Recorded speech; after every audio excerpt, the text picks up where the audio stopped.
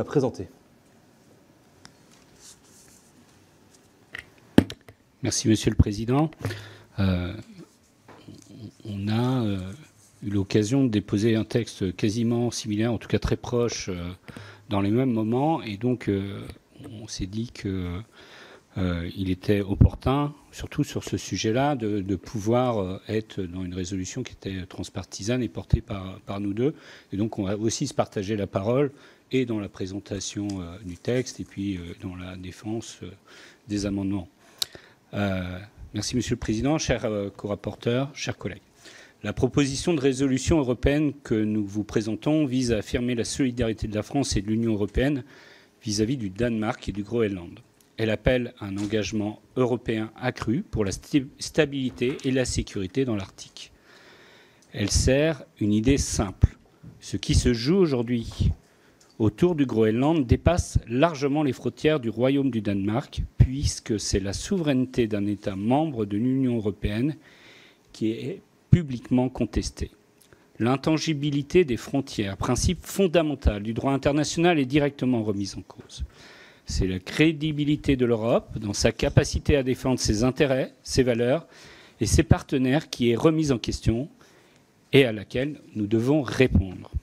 Depuis janvier, Donald Trump multiplie les déclarations hostiles sur le Groenland.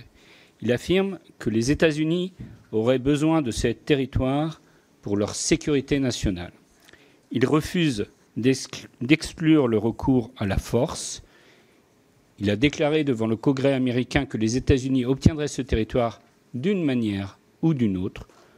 Son fils s'est rendu sur place pour y distribuer des casquettes « Make America Great Again », tandis que des proches, à lui, distribuaient des billets de banque à des enfants. Ces gestes sont légitimement perçus comme des actes d'intimidation. Ces gestes, je viens de le dire, et ont suscité une vive réaction de la part des autorités groenlandaises qui ont rappelé que le Groenland n'était pas à vendre et que seul son peuple devrait décider de son avenir. Le Groenland est un territoire autonome au sein du Royaume du Danemark qui bénéficie d'un large degré d'autonomie. Mais sa souveraineté relève de l'État danois. Ce statut, conforme au droit international, a été validé par la Cour permanente de justice internationale de 1933. Il est reconnu par les Nations unies, puis l'Union européenne. Et il faut le rappeler, par les États-Unis eux-mêmes depuis plus d'un siècle.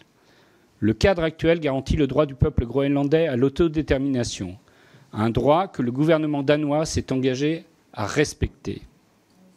Autrement dit, tant que le Groenland ne choisit pas l'indépendance, il fait partie intégrante du territoire d'un État membre de l'Union européenne. Et tout projet visant à l'en détacher contre sa volonté constituerait une violation grave du droit international. Les propos du président Trump ne sont pas anodins, mais s'inscrivent dans une logique d'impérialisme assumé faisant écho à d'autres remises en cause de la souveraineté des États dans l'ordre international. Quand un dirigeant d'une grande puissance évoque implicitement la possibilité d'obtenir par la force un territoire qui ne lui appartient pas, ce n'est pas une provocation, c'est une menace. Une menace contre le Danemark, contre le Groenland, mais aussi plus largement contre la stabilité de l'Arctique et contre l'ensemble des principes qui fondent la coexistence pacifique entre les États.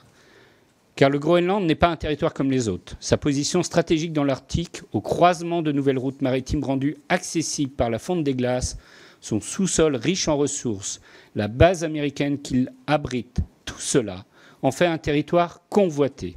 Et ce n'est pas uniquement le fait des États-Unis. D'autres grandes puissances, comme la Chine et la Russie, manifestent un intérêt croissant pour la région. L'Arctique devient alors un théâtre de tensions. Dans cette situation, l'Europe ne doit pas reculer. Ces intimidations appellent une réponse ferme qui démontre notre détermination à protéger les Européens. Voilà pourquoi cette résolution propose d'affirmer une solidarité sans faille avec le Danemark et propose des réponses concrètes, appuyées notamment sur une plus grande coopération en matière de défense. Et je laisse Vincent présenter la suite.